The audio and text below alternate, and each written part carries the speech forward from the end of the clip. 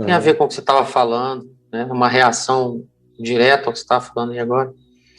Mais cedo, falou, Caio, achei que com a pandemia eu iria fortalecer a minha fé. Mas eu estou deixando de acreditar em Deus, Caio. O que eu faço? Bom, eu não estou aqui para te convencer a crer em Deus. Não estou mesmo. Eu não tenho esse poder, meu filho. Eu, nessa pandemia, continuei normal em relação a Deus. Eu não tenho crises sobre nada. Essa pandemia não tem nada a ver com Deus. Tem a ver com os homens. É a evolução de um vírus que foi se alimentando e foi mutando dentro de homens e dentro das extravagâncias humanas. Eu não penso em Deus como a maioria das pessoas pensa. Eu não penso um Deus que tem obrigação de nada ou de responder coisa nenhuma. Eu creio em Deus conforme Jesus me ensinou a crer em Deus. Jesus, quando falaram, olha aqui esse cego, explica quem foi que pecou, ele ou seus pais, para que ele nascesse cego. Jesus disse, nem ele, nem os seus pais. Uma contingência. Curou o homem. O homem voltou a ver. A resposta dele foi saúde. A resposta dele foi vacina. A resposta dele foi cirurgia. A resposta dele foi quimioterapia. A resposta dele foi radioterapia. A resposta dele foi cirurgia. A resposta dele foi intervenção, foi stent no coração. A resposta dele foi: parem de discutir sobre a dor humana, estendam as mãos, façam tudo o que puderem, curem os doentes, aliviem as feridas abertas, pensem as chagas expostas e cubram-nas, unjam-nas, sarem-nas. Eu vim e vocês foram enviados, se são meus discípulos, para abrir os olhos aos cegos, para cuidarem das pessoas. Ao invés de ficar perguntando, Deus, cadê Deus? Por que tem pessoas doentes no mundo? Se levantem. Eu vejo uma quantidade enorme de ateus se levantando todo dia, indo ajudar no Greenpeace, para salvar a natureza, enquanto os crentes ficam dizendo onde está Deus, que a natureza está sendo eliminada. Eu vejo ateus se levantando, indo para a África, para cuidar de crianças. Se você perguntar, você crê em Deus? Eu não, sou agnóstico, eu sou ateu, eu não tenho pensado a respeito do assunto. Está lá tratando ferida por ferida, hidratando crianças. De modo que eu não creio nesses ateísmos iguais ao teu, não, sabe? Eu acho que são ateísmo de creche. E a vida vai ser ateu na vida, então. Já que você não crê mais em Deus, eu quero te implorar, creia no homem. Creia no homem, vá salvar a gente. Bote uma máscara e vá dar comida a quem está aí na calçada. Você não deixou de crer em Deus por causa da miséria humana? Então, já que agora você não crê mais em Deus, você é o Deus da miséria humana. Vá cuidar os miseráveis dos miseráveis, pare de ficar de papo furado.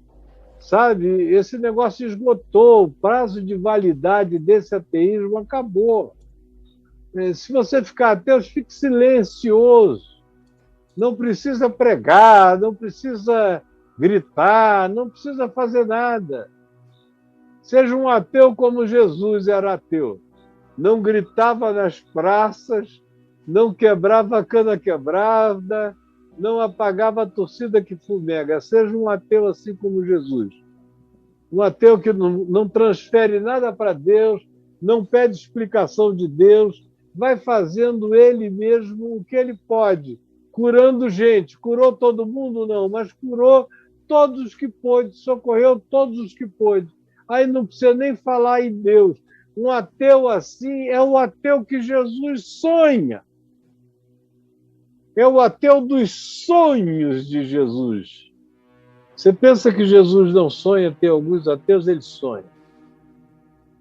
São aqueles ateus de Mateus 25, que não sabiam nada de Jesus, mas que, apesar disso, quando viram o cego, o faminto, deram de comer, quando viram o sedento, deram de beber, quando viram o nu, o vestiram, quando viram o doente, o socorreram, quando viram o preso injustamente, o visitaram, se importaram com a causa dele, quando viram a injustiça, o preconceito, o bullying humano, social, contínuo, reagiram.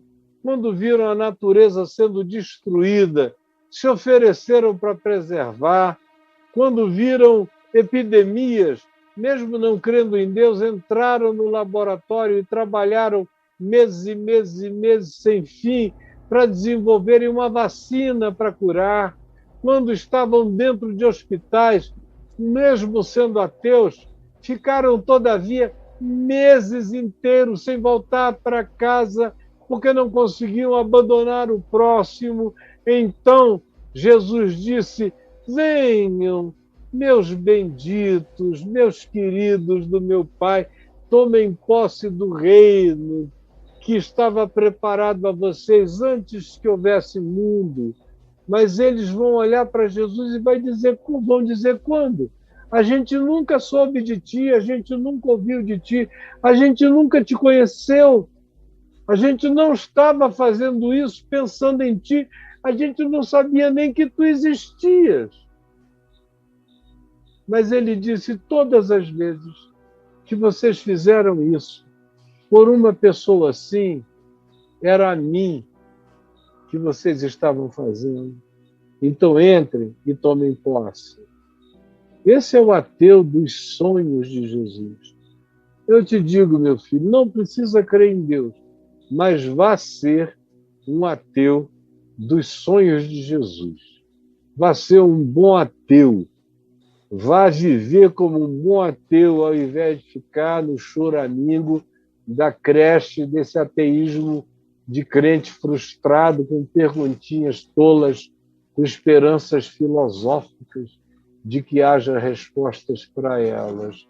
Quando a gente é do Evangelho, é porque, desculpem, não há nenhuma presunção, é porque a filosofia se tornou apenas uma história para a gente estudar as especulações humanas, mas não é algo para a gente viver, porque o Evangelho passou da morte e a filosofia para na morte. O Evangelho chegou na ressurreição. Assim como a psicologia para na culpa e o Evangelho começa no perdão. E por aí vai, meu amigo, mas vá ser pelo menos um ateu digno, porque aí você vai ser o melhor crente que você nunca foi. E aí daqui a uns dias você vai pensar no que eu falei de novo e uma revolução vai acontecer no seu ser. Estou falando isso porque eu tenho experiência. Eu já vi a mesma coisa, não vou dizer nem quantas centenas, nem milhares de vezes. Tem gente que pensa que eu exagero, mas não sabe de onde eu estou vindo. Eu estou vindo de longe. Eu estou vindo de um tempo, de um mundo que vocês não conhecem.